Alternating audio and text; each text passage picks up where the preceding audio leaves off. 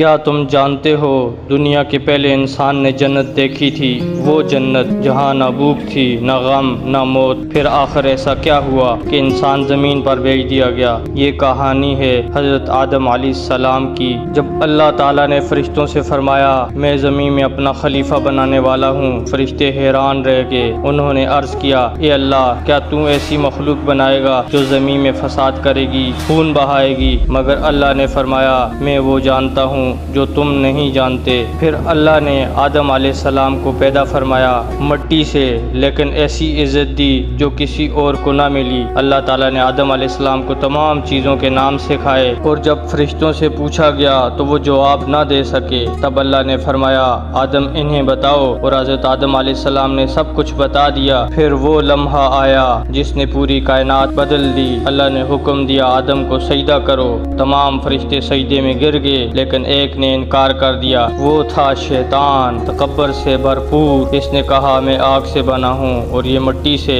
اسے ایک غرور نے اسے ہمیشہ کے لیے اللہ کی رحمت سے دور کر دیا۔ پھر آدم علیہ السلام اور حضرت حوا کو جنت میں رکھا گیا اور فرمایا گیا جنت میں جہاں چاہو رہو، مگر اس ایک درخت کے قریب مت جانا۔ لیکن شیطان خاموش نہ بیٹھا، وہ وسوسے ڈالتا رہا، اگر یہ پھل کھا لوگے تو ہمیشہ کے لیے جنت میں رہو گے۔ اور پھر ایک لمحہ آیا، حضرت آدم علیہ السلام اور حضرت حوا بھول گئے اور درخت کا پھل کھا لیا۔ اچانک جنت کا لباس غائب ہو گیا، وہ گھبرا گئے اور جنت کے پتوں سے خود کو چھپانے لگے۔ تب اللہ نے فرمایا کیا میں نے تمہیں منع نہیں کیا تھا؟ پھر حکم آیا اب تم زمین پر جاؤ۔ وہ لمحہ حضرت آدم علیہ السلام کے لیے بہت دردناک تھا، وہ روتے رہے، معافی مانگتے رہے، اور پھر اللہ نے انہیں ایک دعا سکھائی، اے ہمارے رب، ہم نے اپنی جانوں پر ظلم کیا، اگر تو نے ہمیں معاف نہ کیا تو ہم خسارے میں پڑ جائیں گے۔ حضرت آدم علیہ السلام نے سچے دل سے توبہ کی، اور اللہ بہت رحم فرمانے والا ہے، اس نے اپنے بندے کو معاف کر دیا۔ پھر حضرت آدم علیہ السلام زمین پر زندگی گزارتے رہے، اپنی اولاد کو نصیحت کرتے رہے شیطان تمہارا کھلا دشمن ہے، اس کے بہکاؤ میں کبھی نہ آنا۔ اور یہی پیغام آج بھی ہمارے لیے ہے،